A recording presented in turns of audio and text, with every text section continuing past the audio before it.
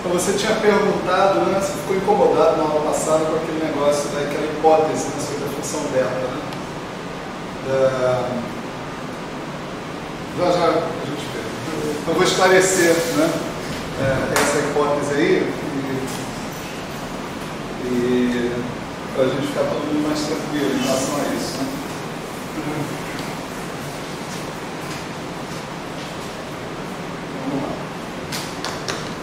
Então, a gente vai retomar aquele tema lá do grupo de renormalização, da função beta, né, do grupo de renormalização. E eu resolvi fazer um approach bem mais simples, né, do negócio. Em alguma edição anterior eu fazia uma discussão do comportamento geral da função beta e suas implicações. Não, nesse caso nós vamos fazer só para QCD e acabou. Certo? E quem quiser mais detalhes, aí pode pegar o Pascoal e dar uma olhada lá, que lá tem bastante mais informação, né, do que isso. Na aula passada, a gente tinha estabelecido uma equação para a função beta na fase remoção de regularização, ou seja, antes da gente fazer o epsilon ir para zero, tá certo? Então a gente tinha uma beta que era a função da constante de acoplamento e do epsilon, né? Satisfazia essa equação aqui, ó. Alfa beta de alfa epsilon igual a 2 epsilon alfa menos alfa 2 beta de alfa epsilon sobre Z alfa dZ alfa de alfa. Só para relembrar, né, a gente dizia que o Z alfa era o cara que levava a constante there, né, nula, na constante renormalizada, né? E essa equação aqui, ela saía, em princípio, eu supor que a dependência em epsilon, nessa equação que está aqui, vinha do alfa zero, basicamente, que era mi epsilon elevado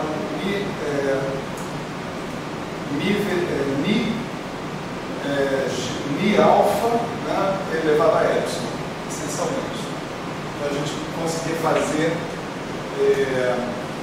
chegar a essa equação que estava aí, né? E aí a gente supunha que o Z alfa era, claro, era singular em epsilon, né? Mas os coeficientes dessa singularidade eram função da constante de acoplamento, né?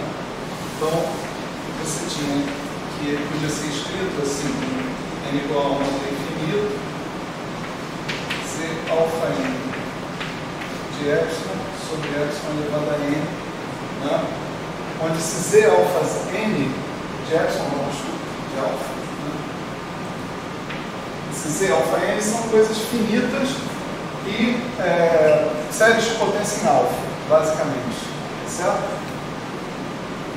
Aí, o que a gente fazia? A gente pegava e colocava isso daqui nessa equação que está aqui em cima, né? Quer dizer, na verdade a gente multiplicava tudo por Z alfa, né? Você tinha Z alfa aqui,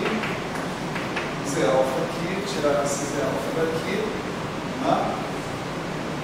Aí, na aula passada, a gente fez uma hipótese sobre o beta, de que a dependência em epsilon dele morria no termo de primeira ordem, né?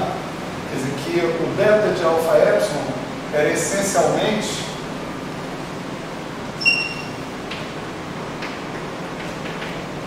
ele era essencialmente 2 alfa epsilon mais alfa beta de alfa, certo? Esse 2 alfa epsilon vem desse cara que está aqui, essencialmente. Ele te dá um comportamento, né, vamos dizer assim, não singular do cara na ordem epsilon. E alfa beta de alfa é o limite desse cara quando o epsilon tende a zero, que você supõe que existe, porque você supõe que você está trabalhando com a teoria renormalizada, né? E se você tem uma teoria normalizada, você tem uma constante de acoplamento normalizada que é finita, né? E no limite em que o epsilon tende a zero, esse beta que está aí tem que tender a função beta original da teoria, né? Aí o Gabriel questionou por que eu não suponho aqui um limite, eu não suponho a possibilidade de existência de potências maiores de epsilon dentro desse cara, tá certo? Eu falei, bom, estou sem saber responder essa pergunta, né? E a resposta dela está realmente no Pocorski, né? E ela envolve uma certa conta, né? Não é muito grandiosa não, mas ela envolve uma certa conta. Quer dizer, não que o Pocorski faça essa conta, mas ele pelo menos indica que a conta é factível. Então aí deu para fazer a conta a partir dessa esperança. Então o cara tem que te dar uma esperança. Se não der, aí é foda, né? Enfim. Então, qual é a ideia lá? A ideia agora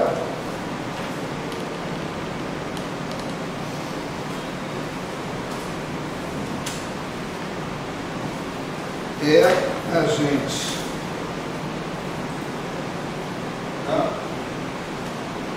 isso aqui estava sob júdice, né? E a ideia agora, deixa eu contar só esse DZ alfa e alfa mais importante. Tem um alfa ali, no beta, sim. Nós vamos pegar essa equação que está aqui em cima e vamos supor que o beta possui termos regulares em epsilon, só que de ordem mais alta do que epsilon, né? Eu vou fazer só supondo epsilon 2, tá certo? Supondo epsilon 2. O que vai acontecer aqui já vai deixar claro o que está rolando quando você supuser que você tem uma série com epsilon elevado a n, tá certo? Só que a análise com epsilon elevado a n vai ficar bem mais complicada e é mais fácil fazer só com epsilon 2, a gente já vê o que vai acontecer, né? Então, eu vou supor o seguinte, hipótese, que o nosso beta de alfa epsilon, ele é um beta de alfa mais epsilon beta 1 de alfa mais epsilon 2 beta 2 de alfa. Aqui eu poderia escrever beta 0 de alfa, mas vocês rapidamente veem que o beta 0 tem que ser o próprio beta, né? No limite, quando o epsilon tende a 0, esses caras não vão colaborar, e esse cara tem que tender ao beta de alfa, então o beta 0 é o beta de alfa mesmo, né? Então vamos supor isso, tá certo? E vamos substituir aqui o Z alfa, pelo que a gente está colocando aqui embaixo, e essa expansão para o beta, né, em geral, né? Então, a gente tem assim, alfa, beta de alfa epsilon, né? Bom, deixa eu colocar logo beta de alfa epsilon, vai ser alfa, beta de alfa, mais epsilon alfa, beta 1 de alfa, mais epsilon 2 alfa, beta 1 de alfa, tudo isso multiplica por mais soma de n igual a 1 até infinito, z alfa n sobre epsilon n. Agora eu passei para esse lado de cá desses dois termos, tá? Isso e isso igual a zero, né? Então, menos 2 epsilon alfa, né?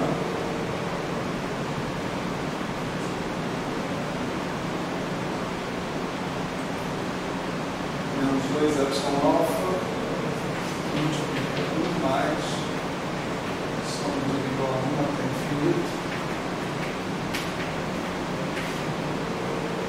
É o primeiro termo ali, menos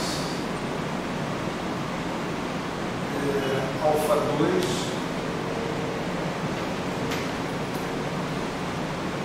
beta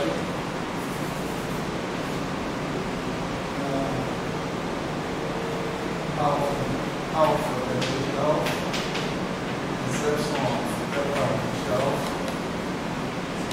mais epsilon 2 alfa beta 2 de alfa. Tudo isso se multiplica, soma de igual a 1 infinito. Ali aparece dz alfa d alfa. Se o 1 vai embora, significa que dz alfa i d alfa sobre epsilon elevado a n. Tudo isso igual a zero. Mais aí na frente do desse eu Mais. Né? Tá bom. Então, agora a história toda envolve a gente organizar as potências de epsilon. Só isso. Né? Então, vamos procurar primeiro os termos em epsilon elevado a zero, certo? Quer dizer, o que eu posso ter aqui, você vê, eu tenho epsilon vezes isso, aqui eu vou ter uma contribuição com o termo epsilon elevado a zero. Né? Epsilon 2 vezes isso, eu vou ter uma contribuição na ordem epsilon e vou ter uma contribuição na ordem epsilon elevado a zero. E depois a cada singulares. Né? É bom fazer com ele finito, porque aí você vê essas coisas aparecendo mais organizadamente. Né? Esse cara aqui, não, ele começa com uma contribuição de epsilon elevado a zero também. Né? Esse cara aqui tem a mesma estrutura, ele tem uma contribuição em epsilon elevado a zero e em epsilon vindo daqui, em epsilon elevado a zero vindo daqui, e aqui é só singularidade. Certo? Então, os dois termos que a gente vai se concentrar são esses termos em epsilon elevado a zero e em epsilon, na ordem epsilon, que vão responder essas perguntas anteriores. Né? Então, alfa beta de alfa vezes isso só tem termos singulares. Tá? Então, não vou parar para pensar nisso. Vamos pensar na ordem epsilon elevado a zero. Aí tem epsilon alfa beta 1 de alfa vezes isso, tá certo? Eu vou ter uma primeira contribuição independente de epsilon, que vai ser o z alfa 1. Né? Então eu vou ter alfa beta 1, z alfa 1, né? E as outras contribuições vão ser 1 sobre epsilon, etc. Né? Alfa beta. Alfa beta. Primeiro termo. Alfa beta. Esse vezes esse, né? Alfa beta de alfa mais alfa beta 1 z alfa 1, né? E aqui também eu quero uma contribuição para epsilon elevado a zero, né? Vou ter epsilon 2, então vai ficar epsilon elevado a n menos 2, então vai ficar o z alfa 2, né? Mais alfa beta 2, z alfa 2, certo?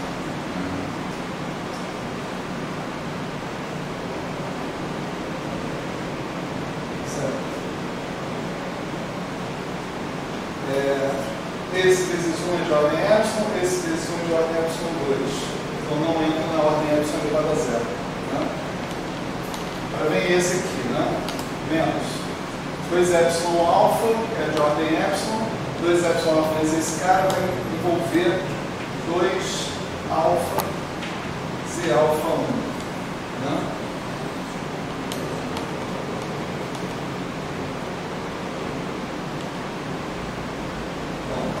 Aqui esse primeiro só vai ter coisas singulares, o segundo vai ter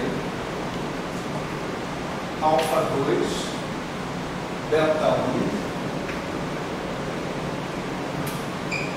dz alfa 1 d alfa.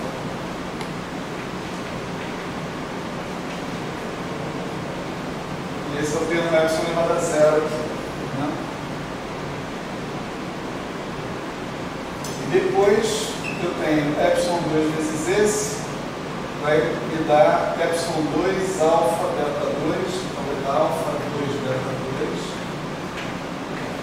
2 vezes alfa 2 de alfa igual a zero. Toda contribuição proporcional a epsilon elevado a zero tem que ser anular, né?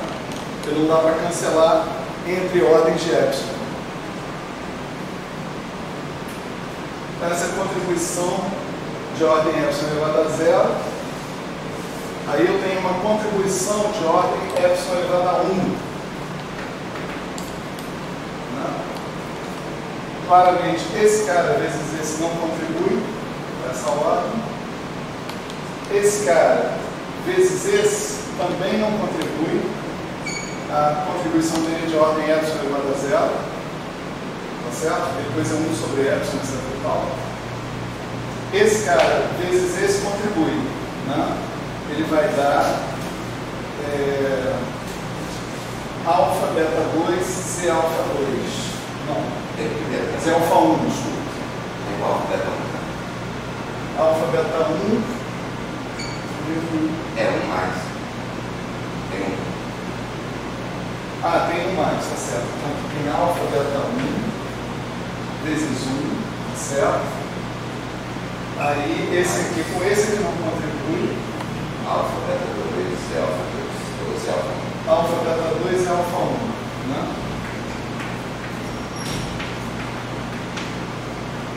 Certo?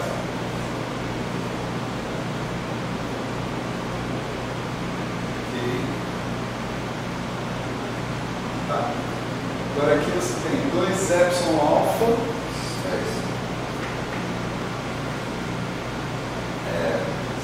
Aqui você não tem contribuição. Né? Aqui você não tem contribuição. Aqui você também não tem. E aqui você vai ter mais uma contribuição. Né? Só tira aquele epsilon. O último que você escreveu. O último que você escreveu aqui embaixo. Esse? Não, você não está rodando epsilon. Ah, sim. Aqui, né?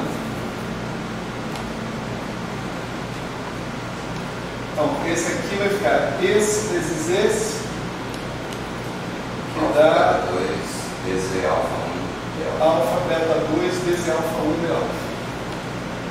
Alfa 2 beta 2 vezes alfa 1 de alfa igual a zero. Certo? Olha só, eu diminuiu a equação. Agora vamos para a ordem epsilon 2.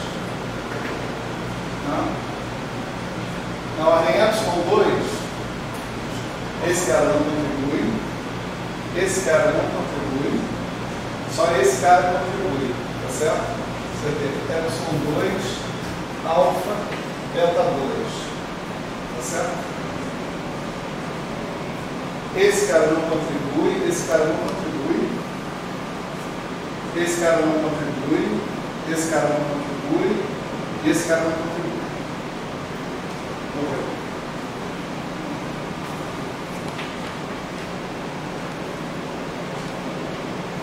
Então, essa daqui implica que o beta 2 é igual a zero. Ou seja, ó, já era. Tá certo? Aí você vem na de cima, esse termo vai embora, esse termo vai embora. Essa daqui implica que o beta 1 tem que ser igual a menos 2. 2. Beta 1 igual a 2. Tá certo? Aqui, você vem aqui em cima, beta 2, beta 2, né? Né? Essa equação aqui fica reescrita como sendo alfa beta de alfa mais alfa beta 1, que é 2, né? É igual. C alfa 1 menos 2 alfa C alfa 1 mais alfa 2 beta 1 vezes alfa 1 de alfa igual a 0. Certo? Então esses caras aqui caem fora e aqui você tem a equação que determina a tua função beta. O beta 1 é 2, né? Alfa beta de alfa igual a menos 2 alfa 2 vezes alfa 1 de alfa. Certo? Essa determina a função beta, essa determina o coeficiente da primeira ordem, do cara que está aqui, e aquela ali determina que não tem correção de ordem 2. Certo? Então você tem que fazer esse serviço. Tá certo? Você tem que colocar mais epsilon 3, beta 3, mais epsilon 4, beta 4, mais epsilon 5, beta 5. Né? E aí você pode começar essa conta ao contrário do que a gente começou. Né? Você começa com a contribuição de ordem epsilon elevado a n. Então, mas se eu botar o polinômio inteiro, então já começa. Se eu botar o polinômio inteiro, já começa. Já começa aqui. Se eu botar o polinômio inteiro, se eu botar epsilon. Bota elevado a n. Não, tudo bem, mas eu tenho que botar. É uma função regular, de qualquer forma. O ponto é, qualquer n que você coloque aí, né, a última equação que você tiver é que não tem dependência. Então eu não posso pegar essa área de inteira? Pode, por que não? Você pode fazer isso para um processo de limite, se você quiser. Né? Você está incomodado porque você tem que cortar seu polinômio em algum lugar. Né? Eu confesso que eu não estava preparado para esse grau de preciosismo. Mas, o que eu te aconselho se você quer fazer essa conta assim mesmo, desse jeito que você está afim? Né? Você coloca um polinômio de ordem n e fala o seguinte: eu vou calcular agora o limite quando n tender infinito dessa história. Entende? Para qualquer polinômio de ordem n que você colocar, você vai ver que a única contribuição que vai sobrar é a contribuição de ordem n. Entende? O problema é que se você tiver uma contribuição de ordem não sei o que elevado a infinito, você não tem como lidar com essa contribuição. Entende? Mas o máximo que eu posso sugerir é isso, é que você coloque um polinômio de ordem n arbitrária, né, e mostre para esse polinômio de ordem n arbitrária que essas equações recursivamente implicam que o único coeficiente diferente de zero é o beta 1. Né?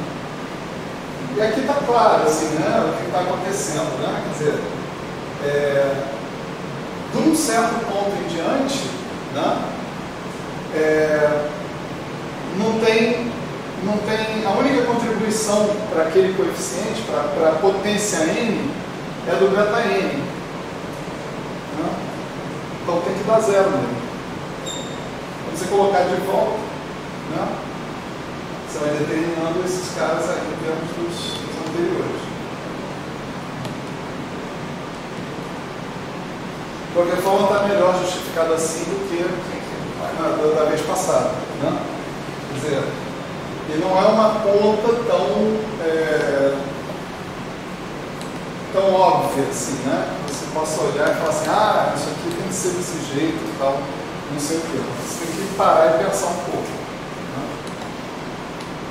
Então, a conclusão aqui, né, é que o nosso beta de alfa epsilon, né, ele é igual ao beta de alfa mais 2 epsilon,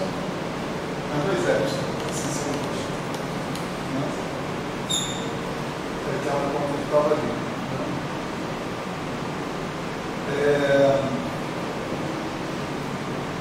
Isso aí. Então, isso colocou para a gente uma equação, né, recursiva para a gente calcular, recursiva não, uma equação simples para a gente calcular a função beta. A gente simplesmente procura o coeficiente de 1 sobre epsilon, né, da constante de normalização, Z alfa, né? Você arranja tudo, Z alfa é um produto de várias constantes de normalização. Você faz esse produto, isola o termo que está multiplicando 1 sobre epsilon, e esse cara vai dar uma certa série de potências em alfa, tá certo? E aí você pega esse cara, deriva em relação a alfa, e você tem o beta de alfa. Multiplica por alfa de novo, e você vai ter o beta de alfa. Né? Então essa é uma forma direta de calcular a função beta. Né? Se você tiver normalizado a teoria, se tiver calculado a constante de normalização, calcular a função beta é bastante simples, né? Dentro dessa abordagem, pelo menos, de regularização dimensional. Na vez passada, eu só mostrei para vocês a cara dos coeficientes, né, que o negócio tinha.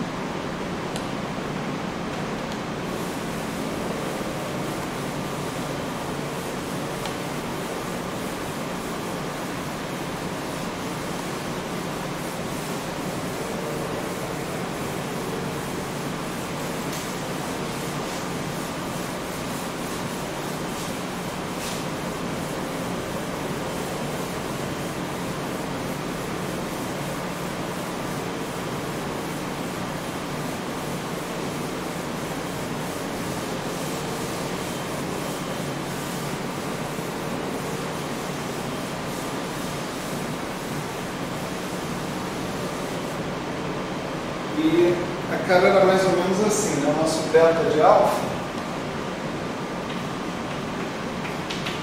era um certo beta 1 alfa sobre i mais beta 2 alfa sobre i ao quadrado mais etc. Observa que agora beta 1 e beta 2 não são os beta 1 e beta 2 que eu botei no quadro anterior, uma advertência, né? Aqui você está mostrando uma expansão em série de potências de alfa da função beta, tá certo? Lá você estava mostrando uma expansão em potências de epsilon, tá certo? Da beta obtida antes do epsilon ir para zero. São beta 1 e beta 2 daqui não tem nada a ver com beta 1 e beta 2 do quadro anterior, tá certo? Os beta 1 e beta 2 do quadro anterior eram só para aquela prova que estava lá. Né? Se a gente quiser, a gente pode até escrever assim, beta bar, né? Para não confundir. Né? Então, isso aqui é uma expansão em série de potências de alfa da função beta. Né? Onde esses coeficientes, eu coloquei para vocês, eu vou repetir o valor do beta 1, que é o mais importante. Menos 11 sobre 6, C2 G mais 2 terços NR NF. E hoje eu trouxe aqui para vocês o C2 de G. Né? Esse C2 de G ele é 3 no grupo SO3, em geral ele é N no grupo SON, certo? E esse T de R ele é 1/2 para a representação fundamental do SO3. Isso aqui é um cara que depende da representação. Esse cara aqui é um cara que depende do grupo. Tá? Então, se você estiver usando a representação fundamental, os seus geradores forem de matriz de Gell-Mann, né?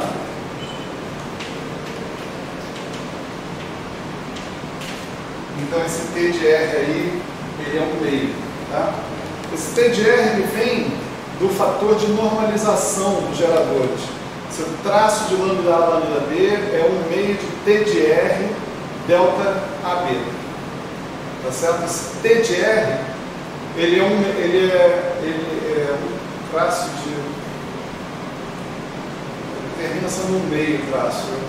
Ele é 1/2 para isso aí dar certo, para terminar dando 1/2. Mas se você estiver usando uma outra representação que não seja representação fundamental, esse T de R pode ser diferente de 1/2. Nós usamos a representação fundamental, que a gente está lidando com quartos que se transformam por 3 estrelas. Tchau. Oi. qual o sentido de a função beta? A função beta está te dizendo como é que o conjunto de complemento efetivo da variável. Qual o sentido disso mudar para a representação que você está propondo? Mudar para a representação? Mudou a representação, no princípio mudou a teoria, né? Vamos supor, você está com a representação 3, né, dos quartos. Então, seus quartos são vetores 3 por 3, 3 por 1. Né? Representação 3 do SO3 de cor. RGB, Red, Green, Blue. Né? Mas não tem só a representação 3 do SO3 de cor. Você pode ter uma representação 6, uma representação 8. Aí, ao invés de você ter 3 campos, você vai ter 6, você vai ter 8. Né? Uma teoria totalmente diferente. Né? Mas aí você optou por colocar os quartos não na representação tripleto, e sim na sexteto ou na octeto. É outra coisa. Suas partículas de base não se transformam mais pelo tripleto. Elas não são só 3 partículas, você não tem só 3 quartos. Agora você tem 6 quartos se for sexteto, 8 quartos se for octeto. Né? A gente tem liberdade para fazer isso? Não. Por quê? Porque a natureza não deixa. A natureza fala, você tem que ter 3. Você não vai usar a representação 6 do SO3, você vai usar a representação 3 do SO3, porque você conhece 3 cores de quartos. E aí toda a representação do tripleto vai ter o mesmo TGR? Sim. O TGR depende da representação que você tem. Por exemplo, na tripleto, a representação padrão para tripleto é onde os geradores são as matrizes de Gell.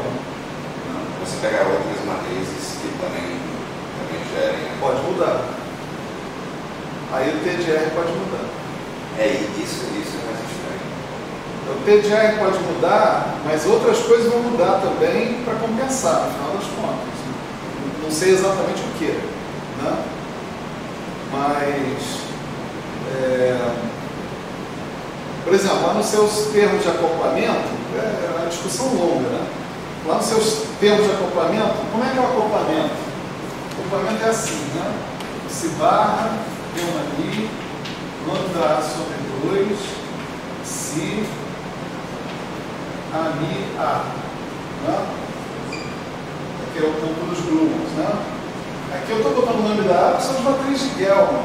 Se eu mudar meu acoplamento, se eu mudar a representação tridimensional, se eu não estou querendo usar as matrizes de Gell, vou usar outra representação tridimensional ainda, aí eu vou ter que jogar aqui um TA.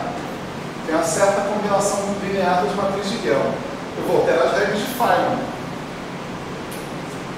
Se eu alterar as regras de Feynman, eu altero a conta que eu fiz para calcular a função beta, no final das contas.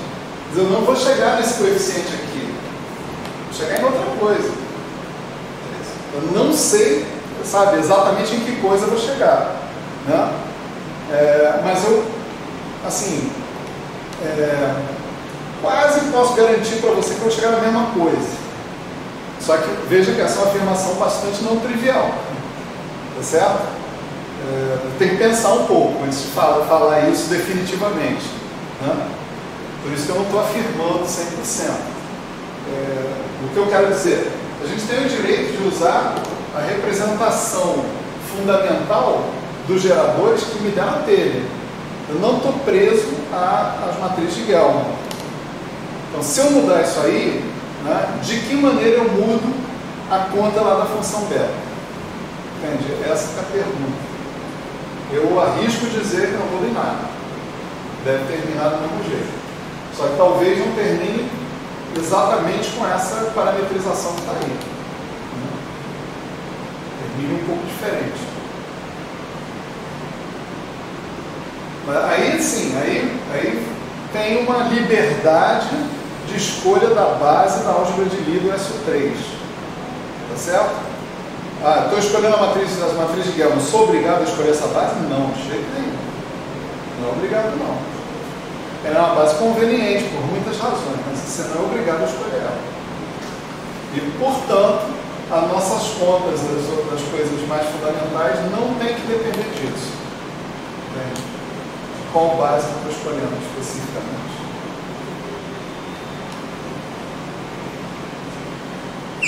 Tá, então, se eu fiz essa conta, daí esse beta 1, né? Esse beta 1 é um resultado de uma conta 1 loop, beta 2 vai ser o resultado de uma conta 2 loops. Né? E esse beta 1, ele fica dado por menos 11 meios, mais 1/3 de NF, tá certo? Já com vistas ao que vem por aí, né, eu posso me perguntar quais são as condições sobre o número de sabores, que é o NF, né, para que o beta 1 seja negativo. Certo? Então, beta 1 ser menor que 0 vai implicar menos 11 meios, mais 1/3 de NF. É menor que 0, ou seja, que o NF seja menor que 33 meios. Né? O NF é o número de sabores. O número de sabores não pode ser semi-inteiro, tá certo? Então, o mais próximo de um inteiro é 32 meios, mas isso é menor que 33 meios. Então, para o NF igual a 16, tá certo? Para o NF igual a 16, está tudo bem. Beta 1 continua sendo menor que 0. Então, para o NF menor que 17, para o NF maior, estritamente maior que 16, começa o NF a trocar, o beta 1 a trocar de sinal. O beta F fica positivo. O beta 1 fica positivo. Tá? O que tem o beta 1 ser positivo ou negativo? Vamos ver agora. Tá? Então, vamos supor que eu aproximo a minha função beta pela expressão dela em um loop. Beta 1 barra, né? Esse aqui é o barra. Né? Beta 1 barra alfa sobre π. Tá certo? Então, a equação que o alfa barra satisfaz é essa aqui, né? D alfa barra dt é igual a beta de alfa barra. Né?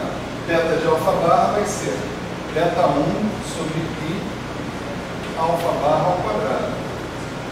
Certo? É alfa barra, beta de alfa barra. Beta de alfa barra é beta barra 1, né? Alfa sobre π. Né? Então, essa equação você resolve mole, né? Você passa o alfa barra 2 para baixo, passa o dt para cima,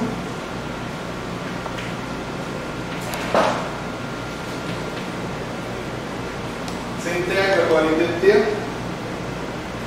lembrando que para t igual a 0, alfa barra é o alfa, é a função de complemento renormalizado, né? Então aqui você vai ter integral de alfa até o alfa barra de t dx sobre x2 igual a beta barra 1 sobre π vezes t. Certo? Essa integral dx sobre x2 dá menos 1 sobre x. Né? Isso vai então nos dar 1 sobre alfa menos 1 sobre alfa barra de t.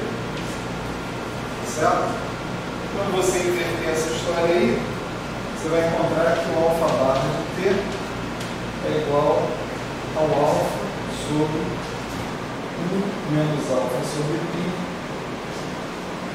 beta barra 1 t. Certo? Então a gente foi até o final e realmente conseguiu resolver encontrar a função de complemento efetiva. Esse é um resultado que você pode chamar de um loop, um resultado de um loop. certo? Maravilha. Mas e aí, como é que ele se comporta? Como é que essa constante de acoplamento se comporta? Efetivo, né? Aí é que vem a história legal. Se o alfa barra for negativo, tá certo? Se o alfa barra for negativo, desculpa, se o beta barra 1 for negativo, esse termo que está aparecendo aqui vai ser positivo, tá certo? Esse termo vai ser positivo. Isso significa uma constante de acoplamento decrescente quando T cresce, tá certo? Uma constante de acoplamento decrescente. Então, para T igual a zero, isso aqui dá alfa, né? E para T tendendo ao infinito, isso aqui tende a zero, né? Então, você tem uma situação assim: alfa barra de T, né?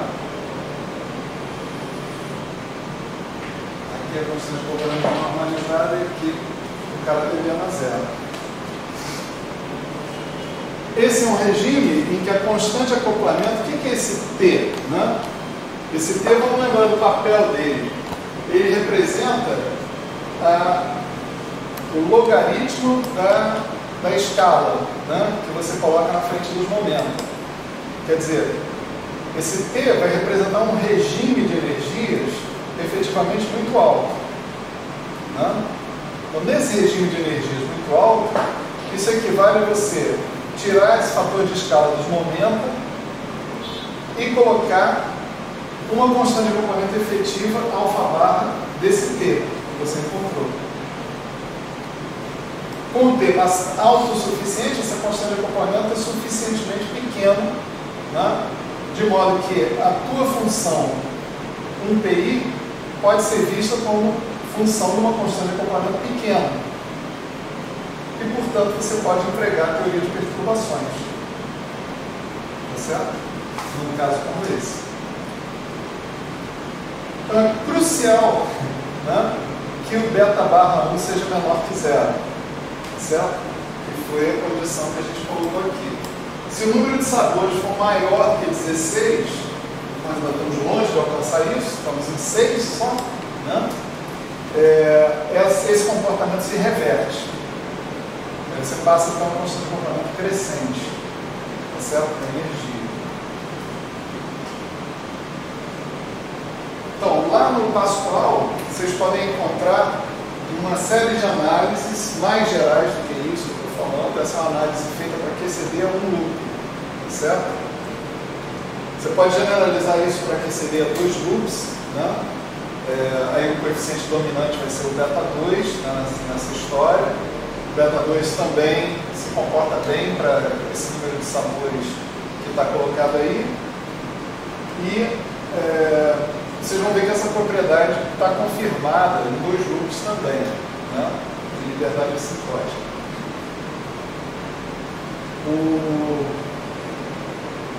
O caso, por exemplo, da eletrodinâmica é exatamente o contrário. Se você calcular a função beta da eletrodinâmica no loop, você vai encontrar um coeficiente positivo. E você pode notar que a função beta ser positivo vai implicar um aumento com a energia da constante de acoplamento efetivo. Então, para a eletrodinâmica, um regime de altas energias é que é problemático. A eletrodinâmica funciona bem no regime de baixas energias, ao contrário da cromodinâmica. Tá certo? Mas o que isso pode... A gente não consegue fazer eletrodinâmica em altíssimas energias. É uma questão de escala, de você estabelecer a escala típica da eletrodinâmica. Se você passar dessa escala, em princípio, a tua constante de acoplamento vai ficar grande demais e isso vai inviabilizar completamente você fazer teoria de perturbações para a eletrodinâmica. Mas a gente consegue fazer ressonação, alguma coisa que serve. Fazer o quê? Ressonação de certos reagentes, administração analítica para usar na porrada. Não, isso eu não estou falando de uma série divergente. cuidado, não é bem isso, não é bem esse o ponto, né? A série perturbativa, inclusive da eletrodinâmica, inclusive no regime de acoplamento pequeno, é divergente. Mesmo renormalizada em baixas energias. Ela já é divergente. Então, esse problema todo que você falou de ressomação, etc. e tal, isso já tem que ser aplicado, ou teria que ser aplicado, nas energias atuais. Não precisa ir para altíssimas energias, não. Agora, o fato da construção de acoplamento crescer significa que você vai ter problemas para definir a teoria, definir mesmo a teoria, em altíssimas energias. É o que o pessoal chama de polo de local. É uma singularidade que você vai ter. Essa é uma teoria que não tem a liberdade assintótica, que se comporte como a QED, em geral vai ter um problema como esse. Então a liberdade assintótica é um negócio realmente bom, interessante. Mas o que isso significa fisicamente? Você pode falar? Significa que a QED não é aplicável a altas energias. No final das contas, ela é uma teoria efetiva, que funciona bem para baixas energias. Sim, se a série já era divergente antes, ela é divergente, mas ela como o pessoal chama de assintótica. Ela é uma série assintótica. Ela é divergente, mas ela é assintótica. Como você, de fato, tem que truncar em algum momento, por uma razão prática, ela ser assintótica já é o suficiente para você. Você consegue fazer os cálculos e obter as previsões com sentido, sem maiores problemas. O problema é você pegar e imaginar que você está somando a série perturbativa toda. Entende? Eu vou supor que eu sou capaz de fazer as contas numa ordem arbitrária e que eu quero somar a série e ver o que acontece no final. Aí você vai ter problemas. Você vai ter uma expressão que não é válida para todas as horas, para todas as escalas de energia. É frustrante. Mas é assim.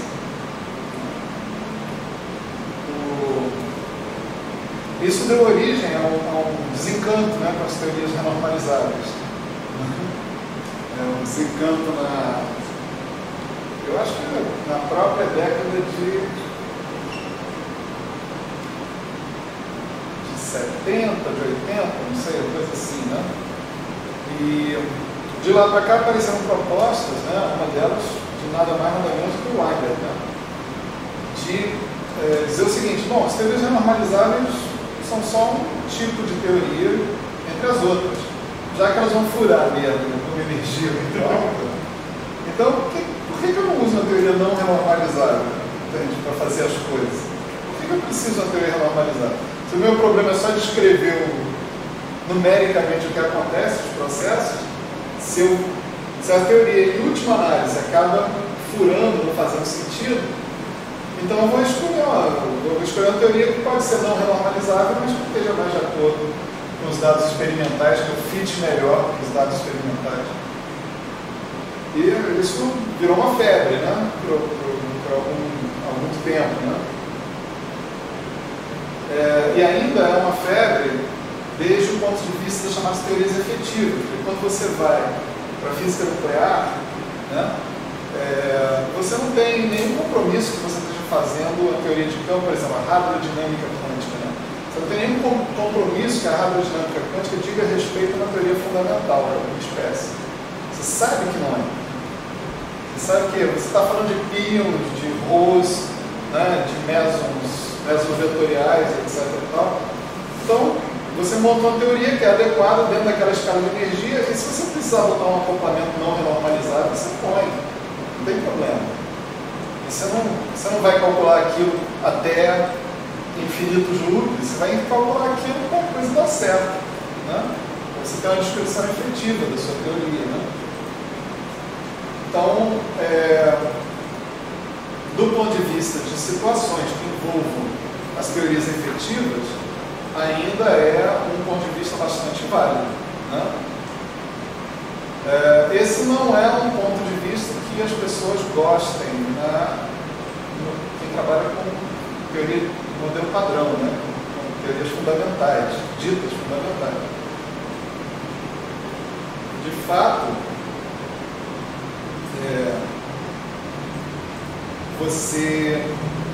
você tem um grupo não abeliano, que é o SO2 PROS 1, né?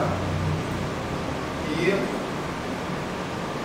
tem um resultado sensacional que eu esqueço quem é que produziu isso, que diz que apenas, acho que é o Gross, se não me engano, apenas as teorias não abelianas são assintoticamente livres, ou seja, exibem comportamentos como esse.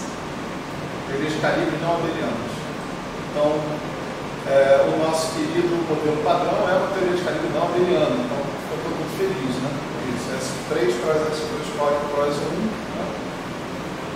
Então, você tem uma boa chance de conseguir que a evolução dessas constantes de acoplamento no modelo padrão seja na direção de zero. Né? Agora tem o setor da eletrodinâmica. O setor da eletrodinâmica vai crescer. Você só não mudou o problema. Você só mudou o problema, né? O problema está nas altas energias estão muito baixas. Só que nas baixas energias, aí você troca o seu problema por uma simples ignorância de como fazer a teoria de perturbações. Né? Nas altas energias, o que aparentemente se pode mostrar é que o fato da constante de acoplamento crescer sem limite leva realmente a uma divergência. Uma divergência de outra espécie que é insanável. Né? Agora, em baixas energias, tem sempre a possibilidade, isso é uma discussão que está aqui no Pascoal, de você ir para o que você chama de um ponto fixo infravermelho. A tua constante de acoplamento não cresce sem limite, ela cresce até um certo ponto para ali. Aliás, né, isso é uma outra discussão, né, a discussão sobre pontos fixos. Quer dizer, um ponto fixo é um zero da função delta. Então, se a sua constante de acoplamento ela cai num ponto fixo da função delta, ou seja, um zero da função delta, a tua equação de grupo de normalização perto desse ponto vira d alfa barra dt igual a zero. Tá certo? Então, ele é ponto fixo, por isso, se você caiu ali, dali você não sai mais. Entende? Então, não interessa quanto você aumente d, né? Você vai ter que usar aquela constante de acoplamento onde você caiu, né? Daquele ponto fixo. A pergunta é, onde estão esses pontos fixos? Né? E para você saber isso, você precisa do conhecimento da função beta inteira, no princípio. Né? Você tem esse conhecimento? Não, nem vai ter, nunca. Né? Então você tem que ficar conjecturando coisas, né? Assim, em volta. E atrás dessas conjecturas, por exemplo, conjectura-se hoje que para uma mesma teoria não renormalizável, como é o caso da gravitação, né, de Einstein, você tenha a possibilidade de ter pontos fixos no ultravioleta. E a existência de um ponto fixo desse no ultravioleta tornaria possível você considerar a gravitação, mesmo sendo uma teoria não renormalizável, mas descritível na vizinhança desse ponto fixo. Você podia quantizar a gravitação como uma teoria de campo normal e ir para um regime de energia próximo desse ponto fixo, onde você fosse jogado nesse ponto fixo e descrever tudo a partir dali. Você é o pessoal chamando de asymptotic safety? Exatamente. Essa é a história do asymptotic safety. Né? Tem gente ali no nosso grupo trabalhando com isso, no Gustavo, né, etc. Então tem um universo de coisas interessantes aí, né, a serem explorados, descobertos, né? Isso pode representar também uma nova visão sobre as teorias não renormalizáveis, né? Uma reconsideração das teorias não renormalizáveis. Eu não gosto nada disso, é o seguinte, porque eu acho que Deus nos deu a renormalizabilidade, a gente devia fazer bom uso disso. Mas quem sou eu? Eu já disse no passado que não existia Higgs. E olha o Higgs em 2012. Pareceu o Higgs, né? Queria ser solidário, Renato Doria, né? Que não existia o Higgs, embora por motivos bem diferentes dos deles, eu acho. Né? Mas Existe o Higgs, então vamos fazer o quê? Perdi, né, cara? Assim também pode ser que eu esteja predisposto a perder no caso das teorias não renormalizadas. Né? Então, que elas sejam relevantes, que elas sejam interessantes, que a quantização da gravitação passe por isso mesmo. Né?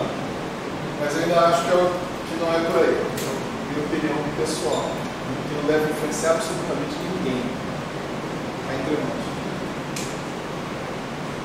Tá, então isso aqui é mais ou menos o que eu queria falar para vocês sobre essa coisa de grupo de renormalização, liberdade assintótica. Está aí a propriedade de liberdade assintótica exibida explicitamente, pelo menos até um loop, né?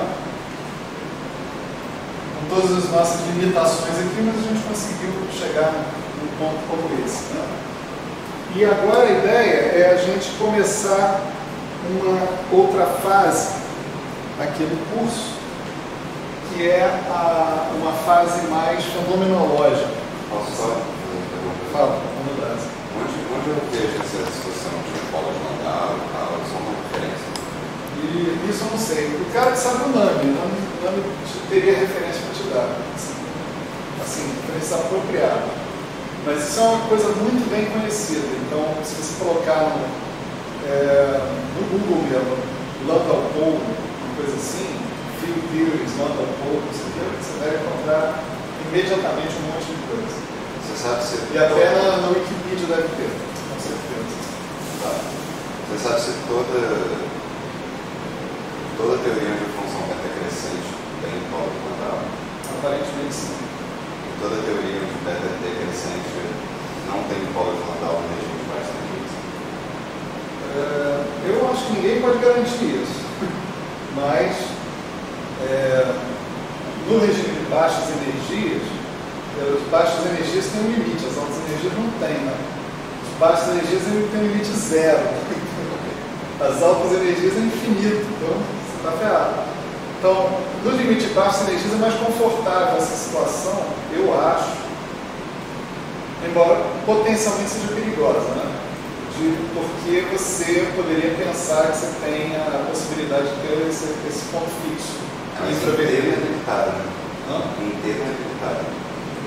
Inteiro é limitado, né? Inteiro é limitado. Mas em si a outra pergunta seria se a gente fizer distribuições singulares para fazer desde o início sem infinito, essa discussão de produção de normalização se dá igualmente você calcular a função beta? Bom, isso é uma pergunta que eu tenho também. Né? Mas vamos lá. A questão do grupo de renormalização, ela está presente do mesmo jeito, na minha opinião. Porque essa questão do grupo de renormalização, ela está baseada justamente... Qual é o ponto de partida do grupo de renormalização? É a renormalização. E a possibilidade de você ter diversos tipos de renormalização possíveis, né, para você chegar a um resultado finito, etc. e tal.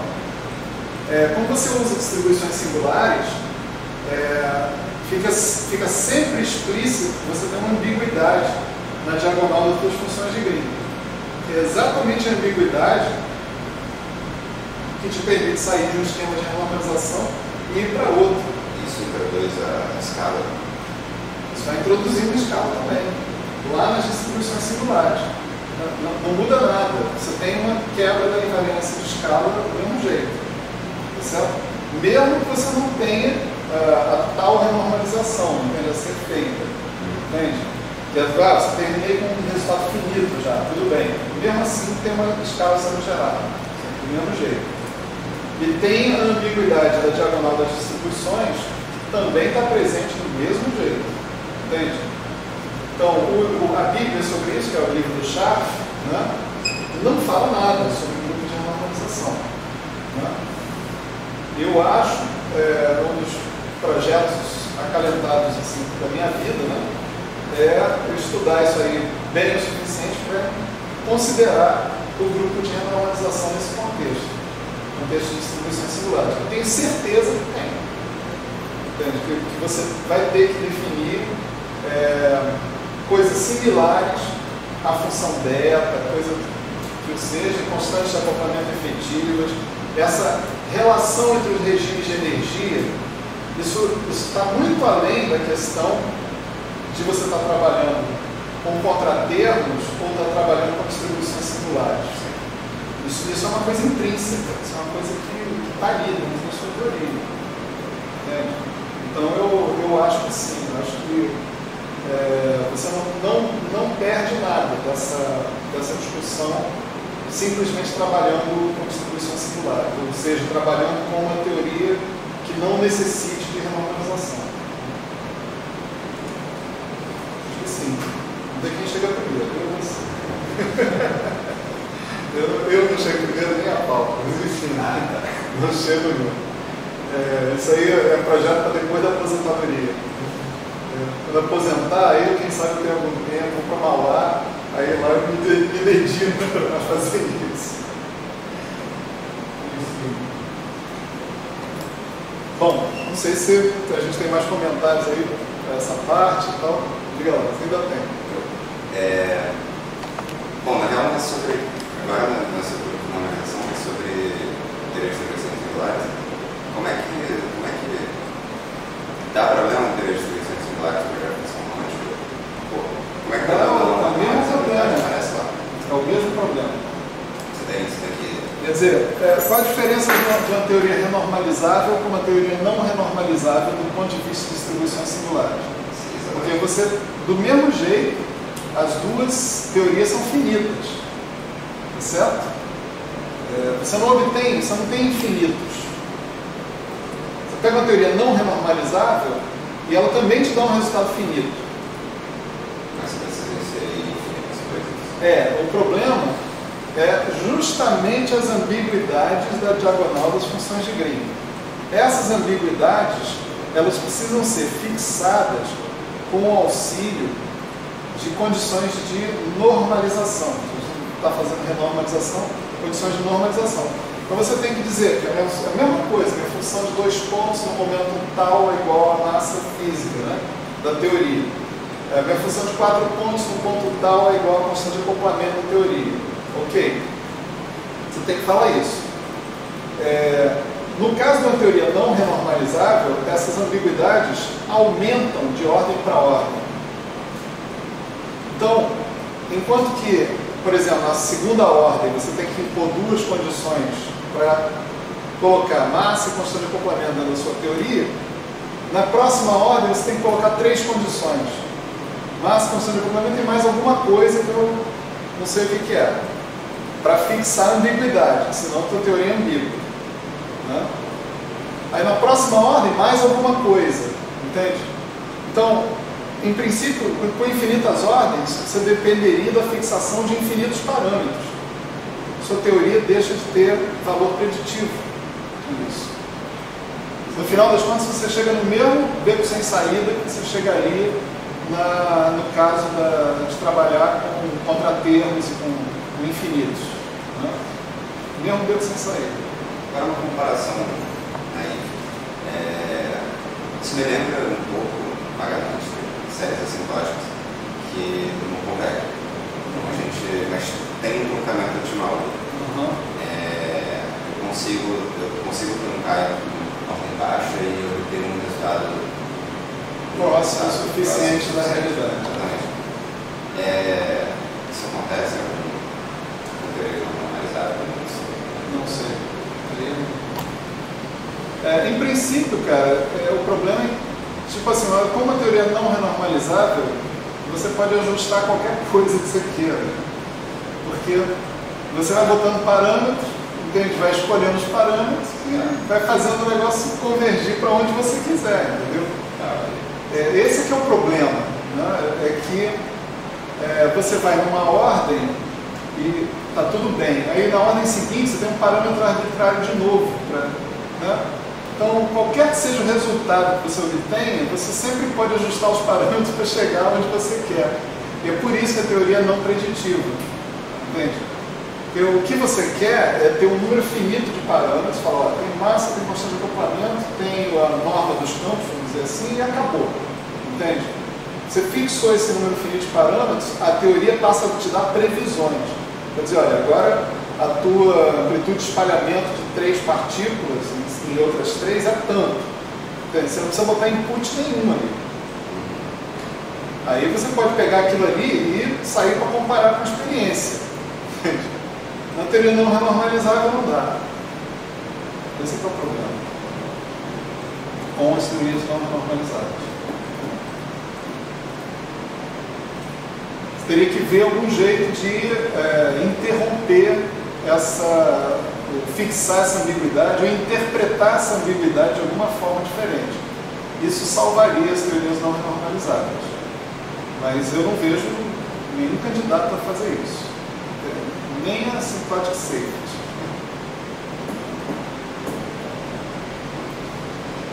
Bom, vamos lá? Bom, deixa eu falar rapidamente para vocês agora um pouco de cinemática, tá certo? E aí na aula que vem a gente faz uma pequena revisão sobre seções de choque e essas coisas todas, e aí a gente entra no nosso problema específico, que é o problema do espalhamento inelástico profundo, que é o problema que a gente vai enfrentar agora. Né?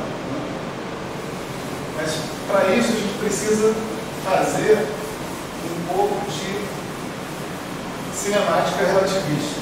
Né? Eu diria que é mais do que cinemática relativista, é cinemática malandra. Né? Esses experimentais são malandros pra cacete. Entendeu?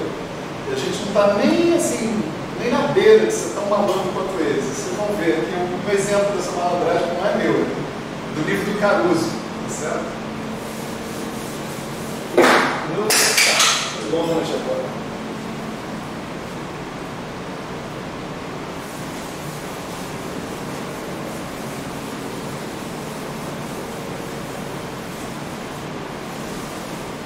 Então a ideia é a gente descrever inicialmente um processo que eu não vou citar aqui sequer se é um processo elástico ou se é inelástico. Tá?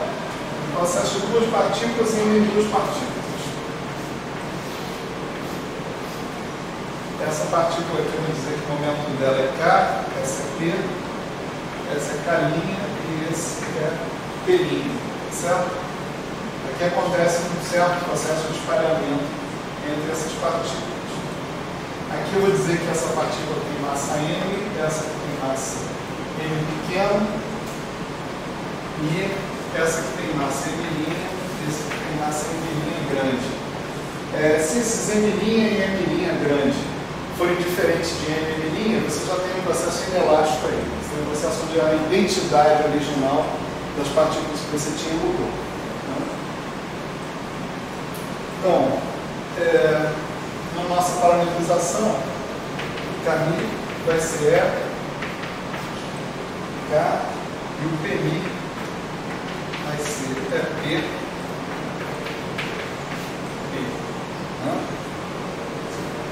E a nossa pergunta é a seguinte, né? Quer dizer, na próxima aula, né, a gente vai ver que as seções de choque não polarizadas, elas têm uma propriedade maravilhosa, elas são escalares, né, de Poincaré.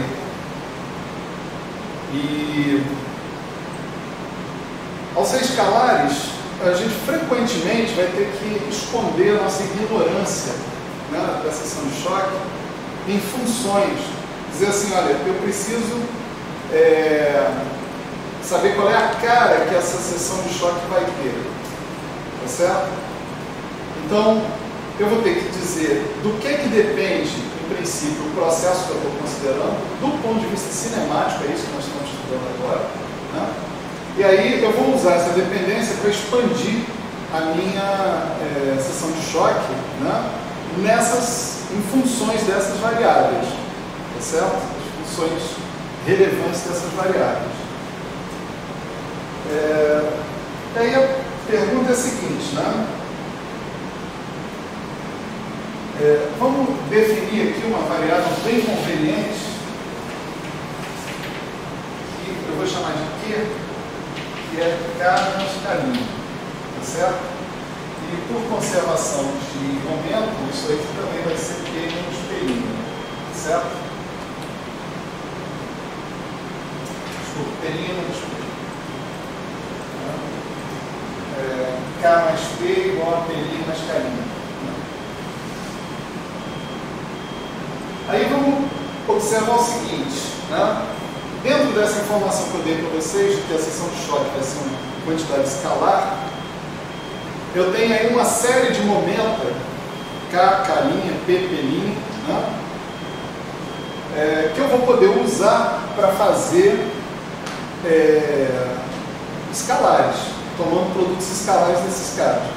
A pergunta é, será que todos esses produtos escalares são independentes uns dos outros, ou será que eu posso escrever alguns em função de outros? Tá certo? Vou dar um exemplo, depois a gente vai entender bem o que eu estou falando aqui, né? Por exemplo, Q quadrado, ele é K2 mais K'2 menos 2K escalar K', né? Isso daqui é M2 mais M'2 menos 2K escalar K'. Consequentemente, né, K escalar K', ele é M2 mais M'2 sobre 2 menos Q2 sobre 2. Né? Supondo que M2, M, né, M', são dados, né, do seu espalhamento, possam ser dados do seu espalhamento, isso daqui pode ser visto como uma função de Q quadrado, certo? Então, K escalar K' é um cara que eu posso escrever em função de Q quadrado, tá certo? O que mais? Se eu pensar que o Q quadrado também é P menos P' ao quadrado, ele é K menos K', tá bom? Então P menos P', né? O P' menos P, né? Ao quadrado, isso daqui vai dar M2 mais M'2 menos 2P escalar P', conclusão, P escalar P' é igual a M2 mais M'2 sobre 2 menos Q2 sobre 2. Então, P escalar P' também é função de Q quadrado. Certo?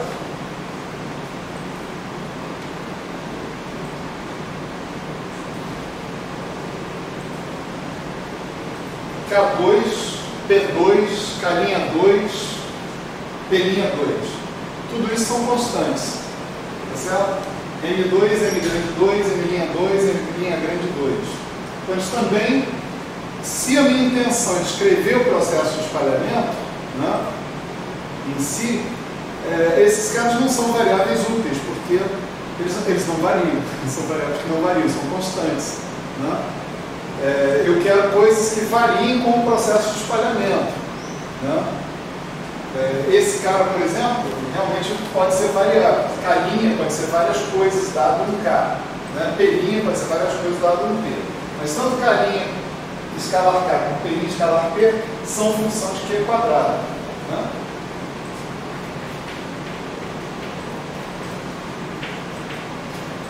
Então, se eu quiser usar P quadrado, no princípio, né, eu tenho um cara que me dá conta da dependência nesse produto escalar e nesse produto escalar também. Né? Então, a alternativa 3, assim, para buscar quantidades escalares relevantes, né, também não funciona. Né?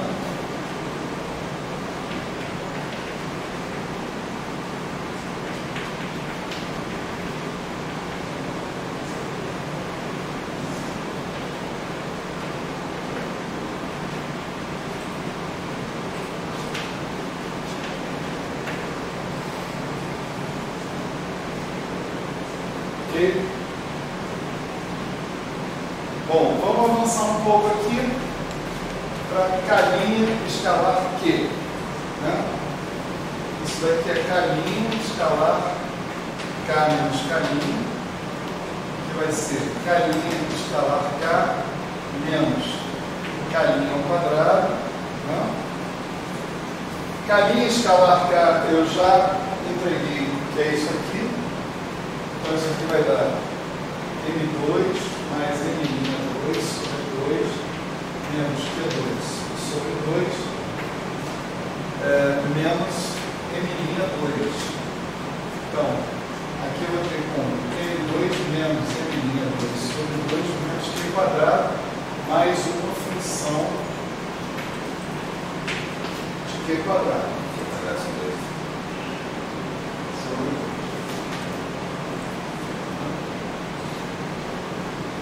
O 5, né?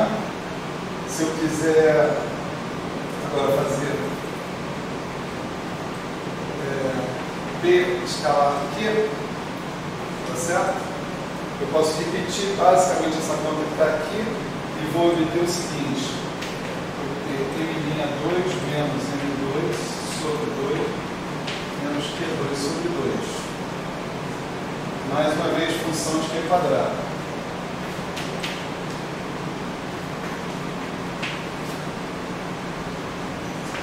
Mais K escalar Q.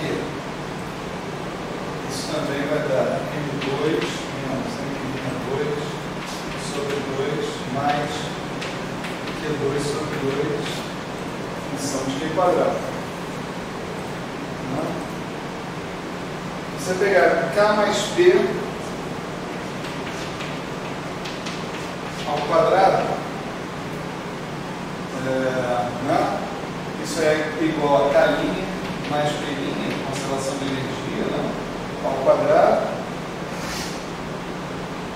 Aqui você tem o K2 mais P2, K'2 mais P'2, mais 2kp mais 2K', desse lado. Então você tira que o Kp é igual a K' menos M2 menos M grande 2 sobre 2 menos M'2 menos M2 menos M'2 sobre 2.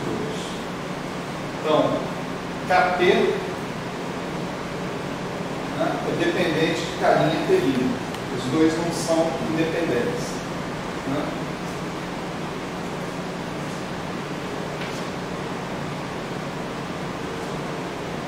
Q escalar P', né, também vai ser função de Q quadrado. M'2 menos M'2 sobre 2 menos Q2 sobre 2. Função de Q quadrado. 9. K escalar P' é K escalar P mais Q2 sobre 2 mais M2 menos M'2 sobre 2, função de K escalar P. Então,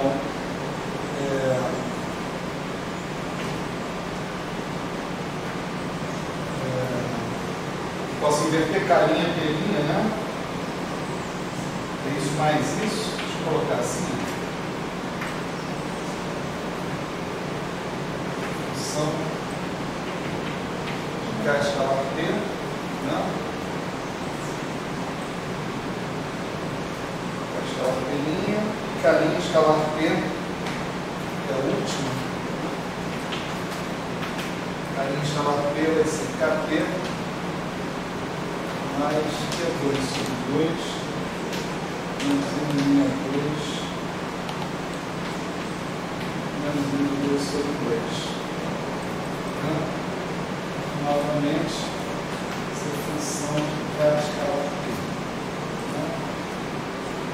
Então, se eu olhar esses produtos escalares possíveis entre os caras, né, eu vou ter duas variáveis em termos das quais todo mundo passa a ser função delas. A gente pode fazer uma tabelinha.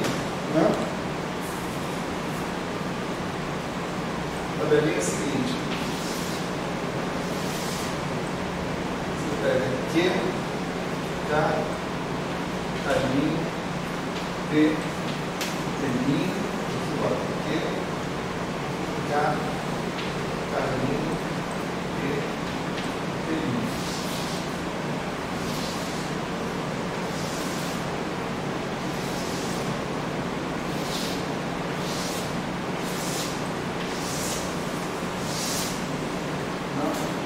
Aqui na diagonal, né, esse aqui é o Q2, e aqui KP, K escalar P. A gente só precisa da diagonal superior, que a diagonal inferior vai ser a mesma coisa. Né? Só para descobrir todas as possibilidades. Né?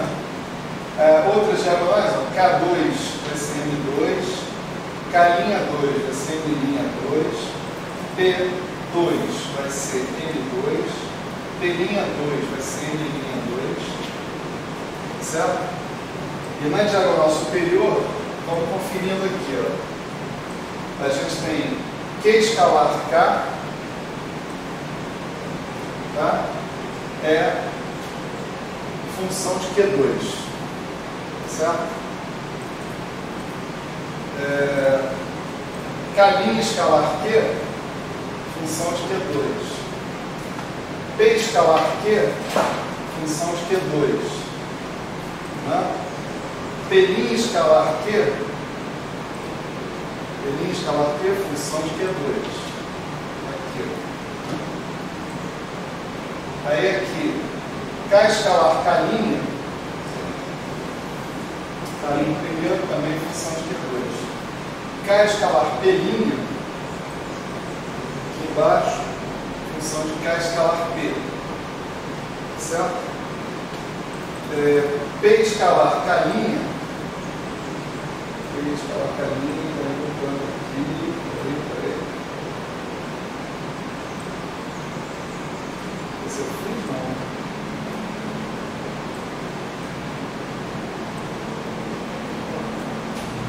P escalar K'. Nem se quiser. Em cima da 10. Em cima da 10. Aqui. Esse aqui não. Essa é a função dos dois. O K escalar P e Q quadrado. Né? K' escalar P. Né? E, finalmente, K', P'. Né? Esse aqui é a função de K escalar P. Ainda tem mais um. P escalar P' é um dos primeiros que a gente fez. Função de Q quadrado. Né? Então, esse check que está aparecendo aqui significa que nenhum deles é independente de Q quadrado e de P escalar K. K escalar P. Certo? Então, essas duas aqui são as duas variáveis independentes que eu tenho para escrever quantidades escalares. Tá certo? Quer dizer, qual é a ideia aqui? A ideia é que eu tenho 4 momentos, KP, K', P', certo? 4 momentos, e com esses 4 momentos, em princípio, eu podia construir 16 quantidades, 16 não, 8, né? 8 não. 16 menos 4, 12, dividido por 6, né? 6, 4, 10. 10 quantidades. Né? Produtos escalares de um com o outro, contando a diagonal. Né? Produtos escalares de um com o outro, excetuando mais a diagonal. A diagonal me dá constantes. Então, tira a diagonal também, só sobram 6 quantidades. Dessas 6 quantidades possíveis de eu construir produtos escalares, apenas duas são independentes, apenas uma, na verdade, né?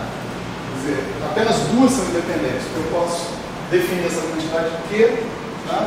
Aqui eu, na verdade, ampliei a minha matriz para 5 por 5, né? Mas eu posso colocar todos esses produtos escalares que estão aí em função de K escalar P de Q quadrado. Né? Então, se eu tiver que construir um escalar com esses momentos que estão aí, tá certo? Eu posso supor, sem nenhuma perda de generalidade, que o meu escalar é a função de Q quadrado e K escalar P. Tá certo? Massas físicas. Massas físicas. Massas fixas. No princípio, massas fixas. Então, isso é o início da nossa cinemática. A gente ainda vai falar mais algumas coisas de cinemática, né? E depois a gente vai partir para dar uma revisada na questão da seção de choque. Isso é ao longo da linha dos métodos teóricos, né? E aí nós vamos partir para a análise dos parâmetros inelástico profundo, tá certo? Com essas ferramentas cinemáticas e depois acrescentando as coisas de QCD, de interações fortes, tá certo? Isso aí. Por hoje é isso. Obrigado. Valeu.